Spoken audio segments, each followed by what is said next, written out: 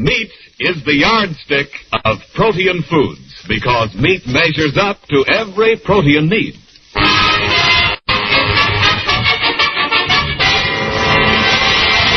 The American Meat Institute presents The Life of Riley, a half hour with radio's friendliest family, and starring William Bendix as Riley.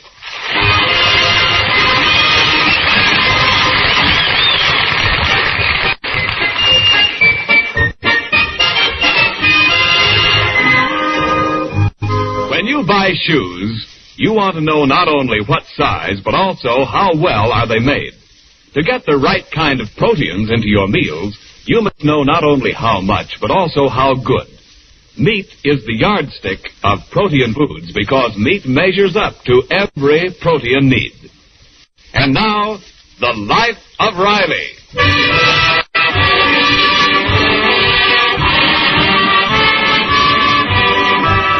Well, it's a fine spring evening in the suburb of Los Angeles where the Rileys live.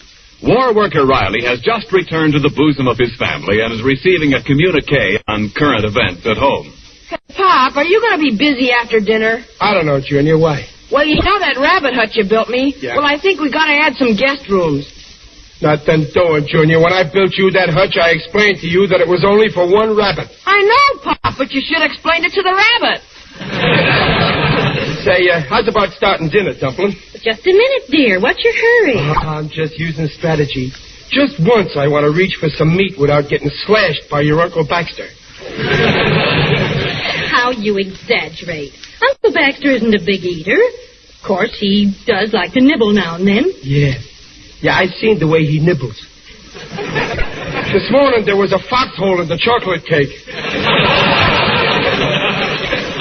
Well, last night he had a headache. He thought a bite to eat would draw the blood from his head. What we need is something to draw his head from the icebox. Oh, hello, Daddy. Hello, Dad. Dad, what were you talking about when I came in? Well, I was saying that your mother's uncle is... Never mind, Riley. No free speech anymore. Well, my dear children. Hello, Uncle Baxter. Now, don't tell me it's dinner time already.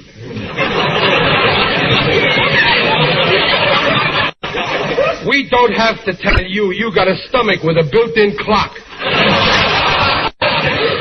Well, yes, working outdoors certainly does sharpen one's appetite. Yeah.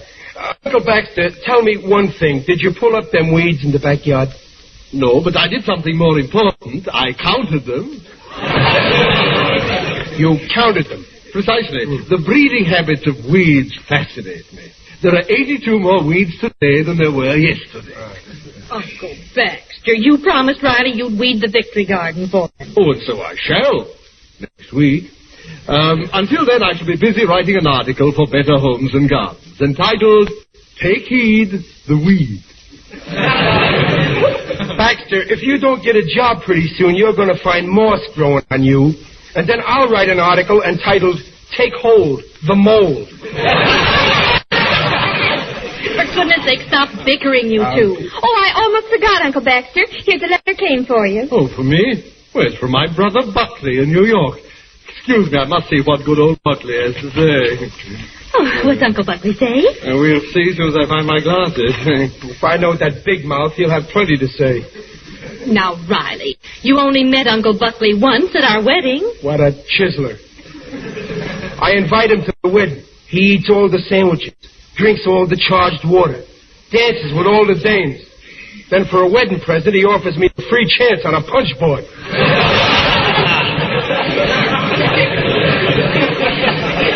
He meant to buy us a real gift later on, but you know, with Uncle Buckley, he'd have $1,000 one day and nothing the next day. Well, I met him. It must have been the next day.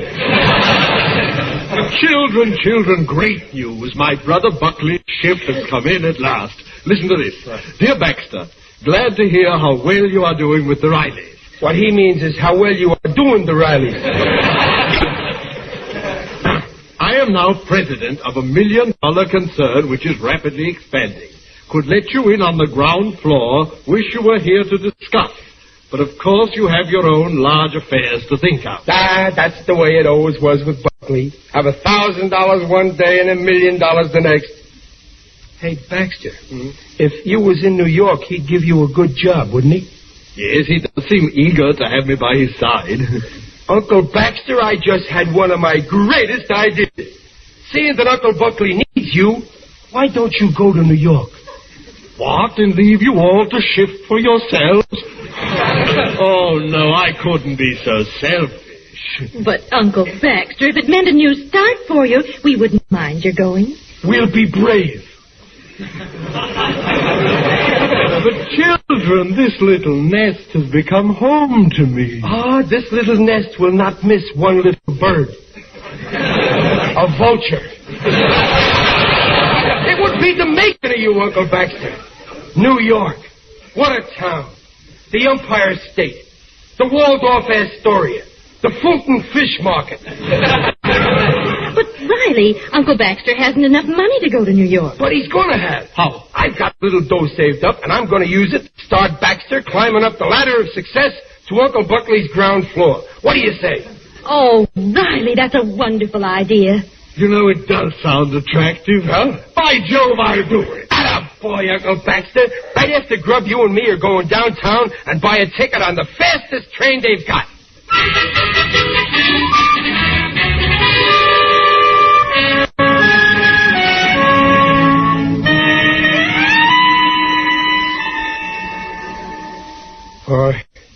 We've been in line here for 3 hours. You're next, Riley. Go on, speak up, speak up. Yes, what is it, please? We want a reservation for New York. A drawing room will do. On your fastest train. What year do you want to go? The best trains are sold out months in advance. Next, please. Have you any trains going to New York? Any trains at all? Anything with a lower berth? Berth? We haven't even got a chair for 3 weeks. But, my dear fellow, I've got to get to New York immediately. There must be some way. Sure. Can you operate a hand car?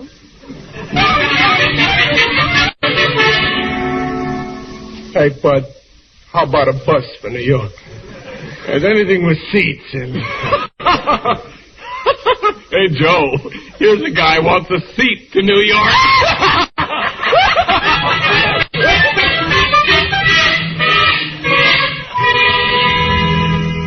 Riley, have pity. We've been all over town. There's no way to get to New York. Maybe you could take a trolley. Keep asking for transfers. Look, there's a place. The Crow Flies Travel Bureau. I am not going to New York by crow. Look at that sign. Go east by bus. Only $21. Come on, let's try this. This shabby place? How can they get me to New York for $21? Well, this guy can do it cheap because he's down at the basement and he ain't got no overhead except the street. Well, what'll it be, gents? The Crow Flies Travel Bureau at your service? Riley's my name. My uncle here wants to go to New York by bus. New York, eh? Yeah. You mean New York, New York? Yeah, right outside of Brooklyn. Well, I'll get you to New York in a jiffy. I mean, for $21? Absolutely. I don't believe it. Uncle, you're practically standing right in Times Square. Now, let's see. Where are we now? Well, that's a nice way to start. We're in Los Angeles. Okay. We start from Los Angeles, and we jump you over to Pothole, Texas. Texas, so far south. Texas. There's a place I always wanted to see. Uncle Baxter, you're a lucky guy. And from Texas, he goes right to New York. Huh? Well, practically. Mm-hmm. In Texas, he hops a different bus, which shoots him right through to Painted Hat, Oklahoma, where he has a 4-day hangover. Boy, Uncle Baxter, you'll be seeing America through bloodshot eyes. 4 days? Well, can't you get me quicker connection? Why, sure, Uncle, certainly. I can reroute you to Wishingwell, Missouri, which will save you 20 minutes. Then, only 3 days later, we whisk you over to Pig's Eye, Kentucky. Pig's Eye. There's a place I always wanted to see. The Old South. Yep, and from Kentucky, the next jump is up the good old Mississippi River. Ain't that romantic? A bus up the Mississippi. Can he leave tomorrow? Sure, but it ain't a bus, it's a boat. I can't ride on a boat, I'd be seasick. Why, just think of them moonlight nights on the Mississippi. with the banjos twanging and the nice cool glass of that crinoline. Uncle Baxter, you'll be a new man when you get off the boat in Chicago. Riley, the Mississippi does not run through Chicago. Well, that's right. The boat takes you up to Cairo, Illinois. And, get this, man. What? No waiting at all. I shoot you up the Ohio River on a launch. But. And in no time at all, you're safe and sound in Custis Crossing, Missouri. No crow ever flew like this. No, but now you're in Custis Crossing. And don't forget, this trip is only $21. Yes, I know, but how, may I ask, do I get out of Custis Crossing? Can you row a boat, Uncle? No, I cannot row a boat. I want a bus to get here to New York. New York? Ain't that kind of an out-of-the-way place? Look, I'm sorry, mister. We don't have any connections further than Custis Crossing. Don't forget, there's a war going on. Then I'll wait till it's over. You can't do that. Uncle Buckley's waiting for you in New York. Riley, when you can offer me a direct route to New York, I will go. Until then, I will be forced to remain in your small and not too comfortable guest room. Ain't them relatives murder, Mr. Riley? Yeah, he's been a grindstone on my neck for 2 years. Well, come here. What?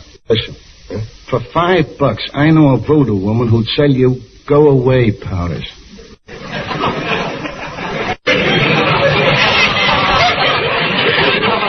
They're great on relatives.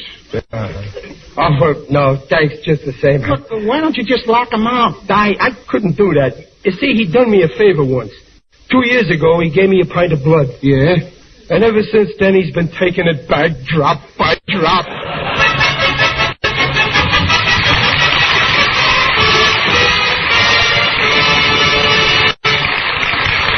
Time out from the life of Riley. This is Ken Niles as spokesman for your meat industry.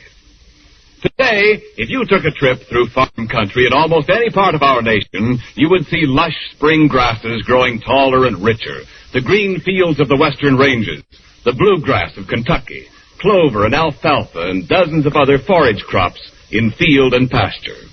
There, growing in those fields, is an important part of your next winter's food supply. No, nobody is planning to make you eat grass or clover or alfalfa. The finely bred meat animals of our country's ranges and pastures and farmyards turn this grass into roasts and steaks and chops. Cattle, sheep, and hogs make grasses into meat. Some livestock, then, is fed grains and other finishing feeds before they move on to market, onto the bridge, which is your meat industry. On that bridge, they are changed into fresh meat, canned meat, ham and bacon, sausage, lard, and into hundreds of byproducts needed both for industry and for war. Off the bridge, that is the meat industry, they move through the retailers to your homes or to the military depots that ship food on to our fighters. In bridging the gap between the livestock producers and civilian needs for meat in times of peace, your meat industry has built itself strong enough to serve the needs of both workers and fighters in time of war. And now back to the life of Riley. 24 hours have passed, but to Riley it only seems like a year because Uncle Baxter is still on his hands. Don't take it so hard, Riley. Something may turn up. I don't know, Dumpling. All day long at the plant, I couldn't get it out of my mind. I was working on a big bomber, and I kept thinking if only I could smuggle that plane out of the plant, we could fly Uncle Baxter to New York. Smuggle out a big bomber? Daddy! I know it's a nutty idea. Where you going to get gas today, huh? Hey, Pop, we're famous. Look at Mom. Our family gets mentioned in the paper. Oh, what's it say to? It's in the social notes. It says, Baxter Turnbull, prominent West Coast magnate, will be super chiefing out of L.A. today to join his brother Buckley Turnbull, well-known New York industrialist. Super chiefing out. He ain't even bussing out. Pop, what's this West Coast magnate? That's another name for Santa Monica beachcomber. Look at them suitcases of Baxter's. Standing there so near the door. So near and yet still here. Say, Pop, there must be some way to get Uncle Baxter out of town. Not a chance. One time I even thought of trying to mail him back. What an idea. He'd be covered with stamps. He wouldn't cost so much. Third class. He'd have to go first class. He's got writing on him. He's got memories of Mabel tattooed on his chest. Well, my dear children. Junior, hide your piggy bank. Here comes that West Coast magnet. Well, children, I've tried all day. Still no transportation. So if I stay a few more weeks, you won't think I'm imposing, will you? Well, since you can't get away, you're welcome to stay, Uncle Baxter. Thank you, Margaret. Thank you, Riley. I didn't say nothing. Be serene, Riley. Count your blessings. Well, I'll unpack my bags again, eh? Call me when dinner's ready, won't you? Just unpack some pajamas and a toothbrush. I ain't given up hope yet. I sure thought next time them bags moved, I'd see him going the other way. Well, Babs, help me carry the dinner into the dining room, will you? Yes, Mother. You, Riley, it's me, Waldo Benny. Oh, hello, Waldo. Come on in. Hey, Waldo, how come that wife of yours let you out of the house? Riley, when you got a wife like mine, you got to use strategy. Yeah. This is the night she plays gin rummy with her Aunt Gussie. And you know what I did? No, what? This afternoon, I stole the ace, king, and jack. So they had to send me out for a new deck of cards. That's using the old noggin, Waldo. Oh, I've been doing that for almost a year now. I always take different cards. Pretty soon I'll have a whole deck of my own, and then I can play solitaire.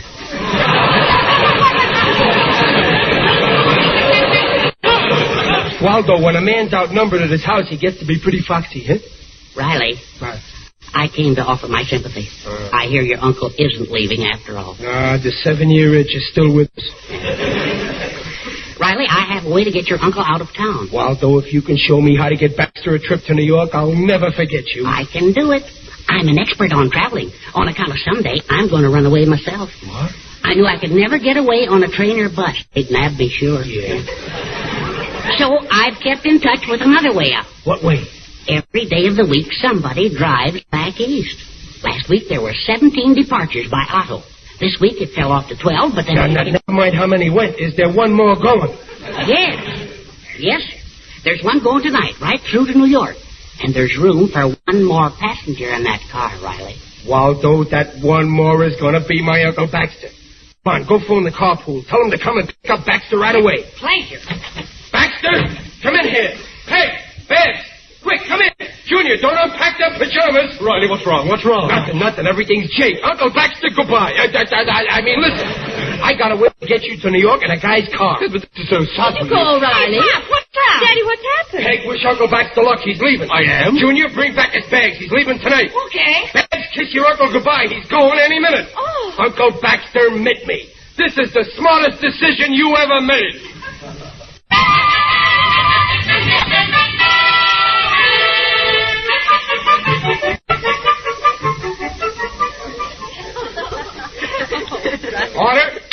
Order, everybody. Now, this here is an important event, and time is getting short. This being a farewell beefsteak banquet, only with lamb stew. We all want to say goodbye to Uncle Baxter. I'll be the toast mixer. Uncle Baxter being guest of honor, we gotta let bygones go by and say something nice about him, even if it ain't so. Okay. Now, first, I'm calling on a young lady who has been a member of this family all her life. I think she's kind of cute. I give you my favorite daughter, Miss Babs Riley. Oh, Daddy. I don't know what to say except, well, goodbye, Uncle Baxter, and we hope you have a great success in New York, and good luck, and... Oh, dear, I'm really going to miss you, Uncle Baxter. That's my dear. I'm touched, really. No weeping until he gets in the car to go. Here, Unc, have a cigar. Thank you. Have 2 cigars, one for the trip. Here, let me bite off the end for you, Uncle Baxter. You overwhelmed me, Riley. Now I don't feel like going at all. Then you better bite off the end yourself. Now, the next speaker is a young man who is a gentleman and not much of a scholar. My favorite son, I give you Chester A. Riley, Jr. Well, unaccustomed as I am to public speaking, I just want to say that what the last speaker says is what I want to say. Especially goodbye, Uncle Baxter. I mean, good luck, Uncle Baxter. Hold on, wait, I ain't through yet. And I hope you make $1 million with Uncle Buckley. Thank you, my boy. And in response, I can only... Wait a minute, it ain't your turn yet. The next speaker is a lady who is not only Uncle Baxter's niece, but is the best cook in 48 states. My favorite wife. I give you Mrs. Peg Riley. Oh, dear. Well, Uncle Baxter, we've loved having you here with us, and we'll miss you terribly. And I wish you'd change your mind, Uncle Baxter, and stay here. And now the next speaker. I am now introducing our guest of honor. He's a Harvard man on account of he was kicked out of Yale. Your uncle and mine, I give you, and you can have him, Baxter Turnbull. Mr. Toastmaster, my dear friends, I am almost at a loss for words. However, since brevity is the soul of wit, I shall only say, for all you've done for me, 1,000 thanks. One for each meal. And in appreciation, I have a little gift for each of you. A small expression of my deep affection. Here, Peg, Riley, Mab, Julia. Treasure them till we meet again at our reunion banquet in my penthouse in New York City. Oh, Uncle Baxter, you bought us all presents? Well, gee, we didn't expect nothing like this. Oh, I've got mine unwrapped. What is it? Look, it's a picture of Uncle Baxter. Oh, how nice. I wonder what mine could be. Why, mine's a picture of Uncle Baxter, too. What's yours, Junior? A picture of Uncle Baxter. Just what I needed. What's yours, Pop? What do you think?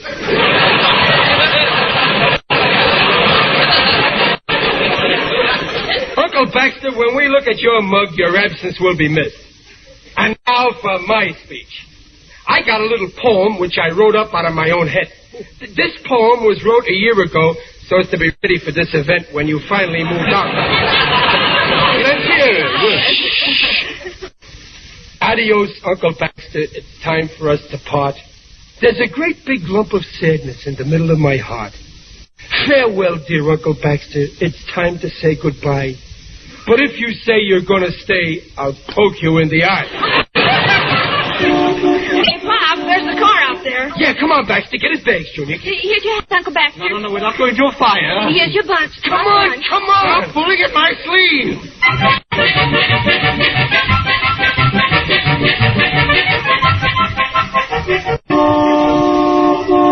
All right, get in, brother. Get in. I'm 4.5 minutes behind my schedule. Get in, Uncle Baxter. One moment. Is this the car in which I am to travel 3,000 miles? A small convertible coupe?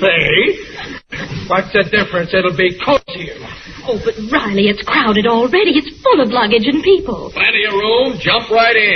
Am I expected to sit on the lady's lap, sir? No, Baxter. You sit on the outside because you get off first at 42nd and Times Square. All right, move over, Bessie. Get in, brother. Yeah, go on, get in, Baxter. I am endeavoring to wedge myself in, Riley. Madam, I am Baxter Turnbull. We got plenty of time to get acquainted. Shut the door, brother. I'll shut it. There you are, Uncle Baxter. Here, hold your suitcase on your lap there. Okay, mister. Oh, goodbye, Uncle Buckley. Goodbye. Bye, Uncle Baxter. Bye, Uncle Baxter. Hold your hat crossing the Rockies.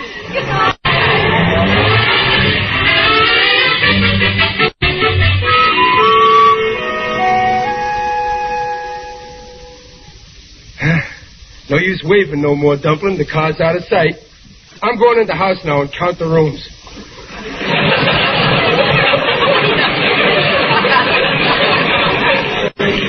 Riley, you know, it's going to seem strange without him. Yeah. Listen. Ain't the house nice and quiet? And look, my Morris chair. Now any time I want to sit in it, I can walk to it without having to raise him for it. Oh, dear. I got to get acquainted with my Morris chair all over again. Good evening, Morris. My name's Riley. Remember me? Well, for goodness sake, talking to an old chair. Morris understands me, okay? This is living. He's gone. The leech who just dropped in for a couple of days and stayed 2 years. Peg, the door. The door, he's back. Why, he can't be. He didn't like that car. He made them bring him back.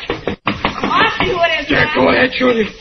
Oh, hello. Relax, Pop. It ain't Uncle Baxter. Oh, boy, what a relief. Who is it, Junior? Who is it? Why, Riley, it's me. Your old Uncle Buckley, fresh from New York. Uncle Buckley, how in the A world? little surprise for you, my dear children.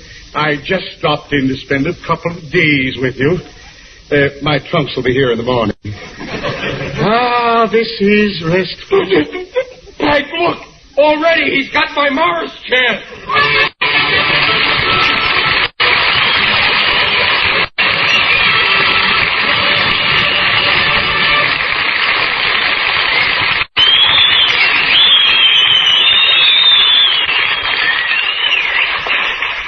The Rileys will be back in just a moment. Perhaps you housewives would like some suggestions on the best point values in meat, which are effective today for the month of May. The American Meat Institute suggests all types of sausage are especially point thrifty. For example, pork sausage makes a fine meal served with fried apple rings or cornmeal mush, broiled tomatoes, or orange slices. Bacon, too, is something you can use more of, now that it's going to remain only 1 point a pound during the month of May. You can have it with your breakfast pancakes or waffles, or wrap it around your meat patties, or use it as a part of a main dish for luncheon or dinner. Pork is one of the best ways of getting more B vitamins into our diet. And pork, like all meats, is an excellent source of the right kind of proteins, the kind that do so much for growth and tissue rebuilding. Yes, meat is the yardstick of protein foods, because meat measures up to every protein need.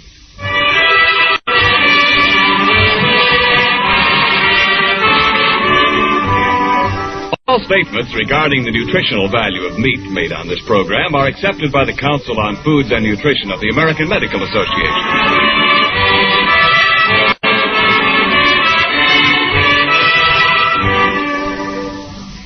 Well, now that you've finished supper, Uncle Buckley. Oh, excuse me, my dear niece. I'll just have another piece of your delicious pie. Another piece? Be serene, Riley. Count your blessings. Wonderful wife you have. Wonderful pie she bakes. But, Uncle Buckley, you still haven't told us why you came to Los Angeles. Oh, that? Yeah. Well, the way I see it, New York is finished. Done. Soon it'll be a veritable ghost town. The future belongs to the Great West. Uncle Buckley, what about that $1 million business you had in New York? What business? Oh, Yeah. Yes. Oh, yes. Well, you see, my dear Riley, my correspondence in that concern was voluminous. Tremendous. When postal rates went up recently, it wiped out my entire reserve. Uncle Buckley, we might as well start right now. We can't invite you here with us more than a couple of days. We ain't gonna have room. Oh, my dear fellow, I'll just rough it in Baxter's old room. No, you won't, Uncle Buckley. The only reason we kept your brother Baxter in that room for 2 years, he done me a big favor once. He give me a pint of his blood 2 years ago. His blood? It will interest you to know that 4 years ago, I gave Baxter a pint of blood. Yes, indeed. As I see it, you have my blood in your veins, nephew Riley. Hey, you hear that? For 2 years, Baxter's been making me pay for that blood. And all the time, he was nothing but the middleman.